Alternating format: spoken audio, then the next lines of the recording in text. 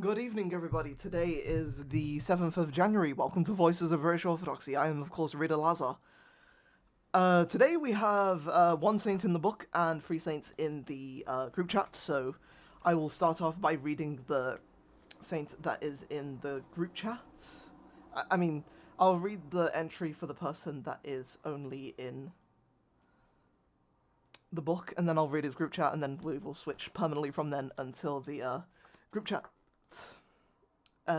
entries. Right, so our first saint of the day is Colman of Dromore, and he is from the 7th century. St. Colman was the founding bishop of Dromore in County Down in Ireland. Little is known of his life, though it is said he was a student of St. Ailbe of Emly? Emly. Who we will commemorate on the 12th of September.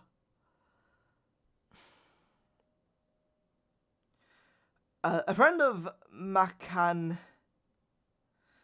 Isius, 3rd September, who we will commemorate on the 3rd of September, and the teacher of St. Finian of Clonard, who we commemorate on the 12th of December. St. Colman reposed circa AD 610. AD 610.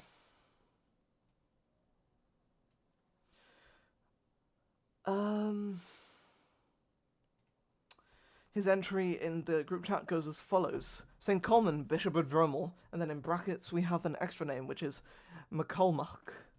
6th century. He has a second feast on October 27th. If you are confused by the many saints named Colman, there are 126 Irish saints bearing that illustrious name. Today's saint was the first abbot of Muckmore in County Antrim. Then chosen as the abbot founder and bishop of Dromore in County Down. He founded the See of Dromore, of which he is patron, and over which he presided as bishop. He set up a small daub and wattle church on this side in 510 AD, probably thatched with reeds from the River Langan with flows beside it. This church site has been, for the 15th century since, a location for the worship of Jesus Christ, the Redeemer of all humanity. Little evidence is available for the first 700 years of St. Colman's Church, nor is there any indication of either its style or size. He studied at Noendrum, which is Mahi Island, under either St. Moke or Colin, one of the earliest disciples of St. Patrick. Many interesting stories are told of his edifying life at Noendrum and the miracles he worked there. To perfect his knowledge of the scriptures, St. Colman went to the great school of Emily, circa 470 or 475, and remained there some years. At length he went to Mahi Island to see his old master, St. Marke, and remained under his guidance for a long period, acting as assistant in the school. Among his many pupils at Mahi Island in the first quarter of the 6th century was St. Finian of Moville. Jocelyn, in his Life of St. Patrick, tells us that Colman's virtue was foretold by Patrick. Many miracles are ascribed to the bishop. This Colman is a titular saint of at least one church in Scotland. Innis Mog Cholmaig, INIS space MO line CHOLMAIG, and one in Wales, Llangolman. Our next saint of the day is St. Meriadoc, and he is the bishop of Vannes, and he's also known as Meriadoc, bishop of Vannes, Vannes. Forgive me if I butcher that pronunciation. And he's also known as Mariadec and Mariasec. Died in 688. Poverty is a remover of cares, and the mother of holiness is a quote attributed to him. Meriadoc, though venerated especially in Cornwall and Brittany, was probably a Welshman who lived in the 5th or 6th century. He came to Cornwall and founded several churches, one of which at Camborne was dedicated to him. He became renowned in these parts, and a miracle play in Ish still survives, recounting his legendary exploits. He then crossed over into Brittany, where his memory is still strong. In the 16th century, church at Plougasnou is a reliquary containing what may well be part of Meriadoc's skull. At Stivil is preserved what is believed to be his bell, placed on the heads of the deaf and those suffering migraine. It is said to heal them. Some documents state that Meriadoc even became Bishop of Vannes at a time when it was the most important of the cities of Brittany. Meriadoc had been a rich man before becoming a hermit. He gave all his money to the poor clerics, distributing his lands to the needy.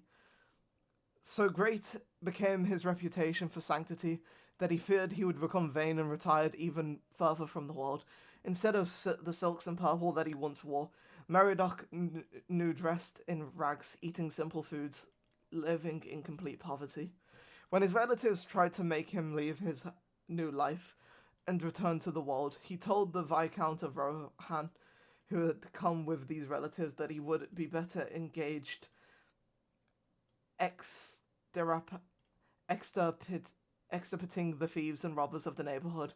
The Viscount took the saint at his word, and a great evil was removed from Brittany. Although Meriadoc was unanimously elected Bishop of Vannes, he took the bishopric reluctantly. After his consecration, he continued a life of abstinence and love for the poor. He died kissing his brethren and crying, "Into your hands, Lord, I commend my spirit." He has a Troparion, which I will obviously leave down below for you. Troparion of St Meriadoc, Tome 4. O Meriadoc, holy hermit, through thy simplicity thou didst draw many souls to God. Near the church of the Mother of God in Camborne, thou didst cause a healing well to rise. We glorify God who has glorified thee. Our final saint of the day is Saint Modwenna, also known as Modwen, and she is a nun and saint in England who founded Burton Abbey in Staffordshire in the 7th century. According to the medieval life of Saint Modwenna, she was an Irish noblewoman by birth and founded the abbey on an island in the River Trent. Modwenna is reported to have performed many holy miracles at Burton Abbey, and to this day the well on the side is said to have healing properties. After a time, Modwenna left Burton upon Trent and travelled to Scotland, where she died in Langfortin, near Dundee, reportedly at the age of 130. A traditional story tells that on her death, her companions saw her soul taken to heaven by silver swans, which became her emblem. Her body was returned to Burton upon Trent for burial. Another abbess and saint, Oswith, died 700, was raised under Modwenna's direction. Thank you all for watching. I have been Rita Lazar. Welcome to, thank you. I hope you all enjoyed the episode. I will, of course, leave the Troparion in the description. May those saints intercede for us before the righteous judge. The only last thing again to promote, as we are going to do, especially as there is, forgive me, 2 weeks until it does happen. Pilgrimage celebrating all saints of Britain and Ireland. Divine Liturgy starts 9 a.m. Lazaritsa is the church is the Serbian church in Birmingham. It's sometimes referred to as the Serbian Orthodox Church of the Holy Prince Lazar. If you want to make a journey, I believe there are Airbnbs for those that want to stay, like, nearby overnight. Of course, depending on where you're from, getting up super early to get to this church for 9 a.m. is probably a bit of a trek. But it would be great to see any and all of you that do, if any of you do show up. I think with that we end it here. God bless you all, and Amen.